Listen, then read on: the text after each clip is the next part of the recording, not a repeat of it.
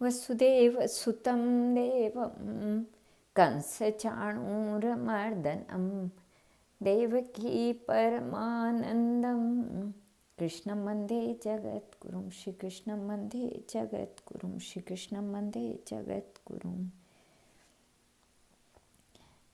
नरसिंह जी के सुयश को उनकी जाति के ईर्ष्यालु लोग कैसे सह सकते थे। कुछ लोगों ने एक षड्यंत्र रचा जिसमें सारंगधर और नरसिंह राम के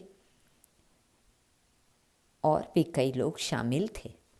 उन लोगों ने शहर की सबसे मशहूर और सुंदरी वेश्या चंचला को रुपयों का लालच देकर भक्तराज के पास उन्हें अपने मोहपाश में फंसाने के लिए भेजा। सायंकाल का समय था। संध्या काल की पूजा आरती इत्यादि समाप्त करके साधु मंडली के बीच में उपस्थित होकर भक्तराज हरि कीर्तन करने की तैयारी कर रहे थे। ठीक उसी समय श्वेत वस्त्र धारण किए, गोपी चंदन तिलक किए और गले में तुलसी माला पहने चंचला ने भक्तराज के घर में प्रवेश किया। भक्तराज ने चंचला से प्रश्न किया, बहन, आपका शुभ निवास कहाँ है? मेरा निवास प्रभास क्षेत्र में है। मैं द्वारिका जी जा रही हूँ। चंचला ने अपना मिथ्या परिचय दिया। मैं एक दान लेने की इच्छा से यहाँ आई हूँ। साध्वी, यदि तुम्हें किसी तरह का दान लेने की इच्छा हो तो किसी श्रीमंत के घर जाओ। मेरे पास तो इस करताल, मृदंग और गोपी चंदन के अतिरिक्त और कुछ भी नहीं है। भक्तराज, जो वस्तु मैं आपसे लेना चाहती हूँ उसे मैं और किसी से लेना नहीं चाहती। यदि आप मेरे ऊपर कृपा करें तो मैं कृतकृत्य हो जाऊंगी। अच्छा बोलो, तुम्हें किस वस्तु की चाह है? यदि भगवान की इच्छा हुई तो मिल ही जाएगी। आधी रात बीत जाने पर जब चंचला को विश्वास हो गया कि अब कोई जगह नहीं होगा, तब उसने अपने सादे कपड़े उतारकर सुंदर वस्त्राभूषण धारण किए। उस समय उसकी मुखाकृति, शरीर की गठन और श्रृंगार देखने से वह कोई भी देवांगना भी सी प्रतीत हो रही थी। वह अपने आसन से उठी और मंद गति से भक्तराज के आसन के पास आई। उसके नुपुरों की ध्वनि सुनकर भक्तराज जग उठे। कौन है इस समय? भक्तराज ने प्रश्न किया। मैं वही हूँ जो आपके साथ भजन कर रही थी। फिर इस समय तुम यहाँ क्यों आई हो? नरसिंह जी, मैं आज आपके पास मैंने प्रार्थना की थी। मैं अन्य किसी वस्तु की इच्छा नहीं करती। आपके चंचला ने कहा। चंचला की निर्लज्जता को देखकर नरसिंह राम अवाक हो गए। उनके मुंह से केवल हरि हरि शब्द निकल पड़ा। साध्वी, विषयों की तृष्णा, संसार के अन्य पदार्थों की तृष्णा तथा मन, कीर्ति आदि की तृष्णा मनुष्य को बलात् नरक की ओर ले जाती है। फिर यदि एक बार इन तृष्णाओं की पूर्ति भी कर दी जाए तो मनुष्य को अपने शाश्वत सुख कदापि नहीं मिल सकता। अतएव इस तृष्णा का नाश करना ही मोक्ष का प्रधान साधन है। भोगों की प्राप्ति की तृष्णा का शमन नहीं होता। भक्तराज ने इस विस्तृत विवेचन से चंचला के हृदय को एकदम पलट दिया। उसके जन्म जन्मांतर के कुसंस्कारों को मानो जादू सा असर हो गया। क्षमा कीजिए भक्तराज, आज आपने मुझे प्रगाढ़ अंधकार में से निकालकर परम प्रकाश में पहुंचा दिया। आज से आप ही मेरे सच्चे सद्गुरु हैं। गदगद कंठ से यूँ कहती हुई चंचला भक्तराज के चरणों में गिर पड़ी। पुत्री, अनेक प्रकार के पाप करने पर भी यदि मनुष्य सच्चे हृदय से पश्चाताप करे तो वह उन पापों से मुक्त हो जाता है। फिर भगवान का अनन्य चिंतन तो पतित मनुष्यों को भी पावन बनाने के लिए प्रसिद्ध है।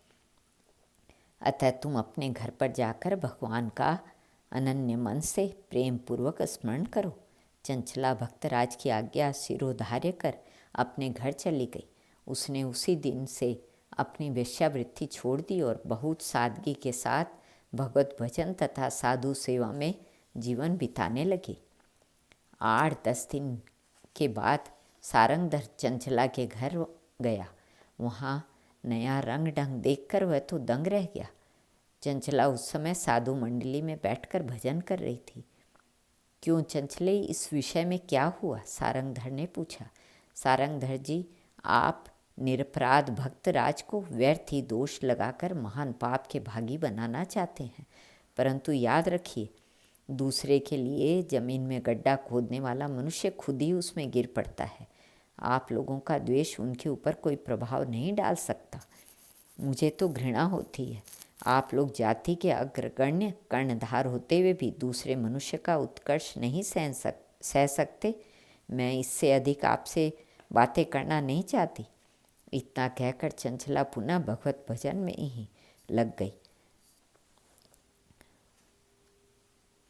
परमात्मा की कला अकल है। चंचला के यहाँ से तिरस्कृत होकर जब सारंगधर वापस लौटा तो मार्ग में एक भयंकर सर्प ने उसे डस लिया।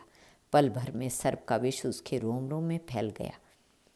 अंत में एक नागर ने कहा, भाइयों, एक उपाय है, उसे भी करके देख लेना चाहिए। आजकल नरसिंह राम जादूगर बना हुआ है, कदाचित उसके हाथ से सारंगधर जी का सर्पविष उतर जाए। सब लोग सहमत हो गए। सारंगधर को भक्तराज के मंदिर में उठा लाए। जब भक्तराज ने सारा हाल कहा तो उन्होंने कहा, भाइयों, मैं कोई तंत्र मंत्र तो जानता नहीं। हाँ, भगवान की कृपा से उनके चरणोदक से कदाचित मृत्यु का भय दूर हो जाए। इतना कहकर भक्तराज ने भगवान का स्मरण किया और भगवान का चरणामृत लेकर सारंगधर के मुंह पर मार्जन किया। भगवान की कृपा से सारंगधर का विष उतर गया और वह सचेत होकर उठ बैठा, परंतु वह सामने नरसिंह राम को देखते ही भीतर ही भीतर क्रोध से जल उठा। वहाँ से उठकर चुपचाप चला गया। किंतु सारंगधर अपनी धुन का पक्का था। भक्तराज को प्राणदंड का कारावास दिलाए बिना उसे चैन नहीं था। राजा के ध्यान न देने पर भी वह बराबर भक्तराज की कोई न कोई शिकायत सुनाता ही रहा। अंत में एक दिन राजा ने उसने यह भी कह दिया कि रात्रि में भजन के बहाने नरसिंह राम अनाचार प्रचार कर रहा है। ऐसे ढोंगी को दंड देना अत्यंत आवश्यक है। उस दिन भक्तराज जब भगवान की सेवा पूजा समाप्त करके भगवान नाम का जप कर रहे थे, तब वहाँ एक वृद्ध ब्राह्मण आया।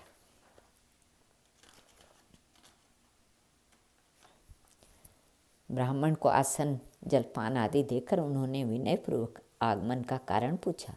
ब्राह्मण ने उत्तर दिया, भक्तराज, वृद्धावस्था के कारण मैं द्रव्य कमाने में अशक्त हो गया हूँ। इस कारण मेरी कन्या के विवाह योग्य हो जाने पर भी मैं कन्यादान करने में असमर्थ हो रहा हूँ। यदि आप मुझे 60 रुपये की सहायता कर देंगे तो आपका बड़ा कल्याण होगा। भक्तराज ने, महाराज, मेरे पास तो रुपया नहीं है, परंतु थोड़ी देर आप बैठिए, चेष्टा करता हूँ, यदि ईश्वर की कृपा से हुई तो आपका कार्य हो जाएगा।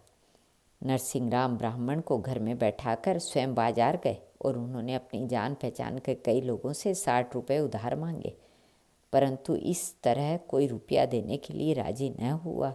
लोगों को भय था कि यह फिर रुपया कैसे लौटा सकते हैं। अंत में नरसिंह राम धरणीधर नामक एक नागर के घर पर आए। धरणीधर एक भक्त आदमी था और नरसिंह राम पर उसकी कुछ श्रद्धा भी थी, परंतु वह बड़ा स्पष्टवादी था। जब नरसिंह राम ने अपना सारा हाल उसे सुनाया तो उसने न्याय के अनुसार स्पष्ट ही कहा, नरसिंह राम जी, वैसे तो मुझे आपको रुपया देने में कोई आपत्ति नहीं, परंतु रुपए पैसे का मामला जरा टेढ़ा है। केवल जवान पर विश्वास रखने की अपेक्षा कोई वस्तु गिरवी रख लेना उत्तम है। यदि आप कोई चीज़ ले आवें तो मैं अभी 60 रुपये दे सकता हूँ। भक्तराज ने विचार किया, मेरे पास कोई वस्तु गिरवी रखने के लिए योग्य नहीं है, तो क्या अब ब्राह्मण का कार्य नहीं होगा? एक क्षण सोचने पर एक उपाय उन्हें सूझा। उन्होंने सोचा कि मेरे पास सबसे प्रिय वस्तु केदार राग है। भगवान का आह्वान मैं इसी राग के द्वारा किया करता हूँ। इस राग के बिना मेरा कार्य एक क्षण भी नहीं कर चल सकता। अतएव यह राग मेरे लिए बहुमूल्य है। यदि इसे धरणीधर अपने पास रख ले तो ब्राह्मण के लिए मैं इसे भी गिरवी रख सकता हूँ।